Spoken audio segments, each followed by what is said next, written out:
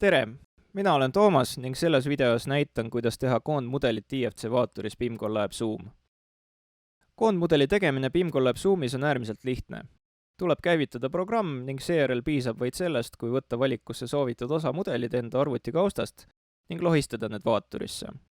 See võtab mõne hetke aega ning nüüd on kõik soovitud mudelid sisse loetud. Kui soovime mõnda osamudelit koondmudelist eemaldada, on see samuti väga lihtne. Tuleb vaid klõpsata parema hiireklahviga soovitud osamudelil ning valida rippmenüüst Remove from Project. See eemaldab osamudeli nimistust täielikult. Selleks, et koondmudelit ei peaks iga kord kokku tõstma, saame salvestada koondmudeli BIM-Collab Project ehk PCP failina. Tuleb valida menüüst File, seejärel kas Save või Save As ning anda koondmudelile nimi.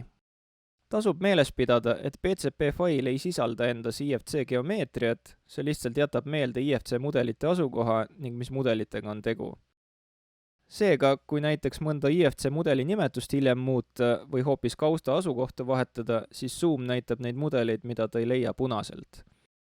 Siis tuleb lihtsalt parema hiireklahviga vajutada osamudelile, valida rippmenüüst Select File ning valida õige mudel.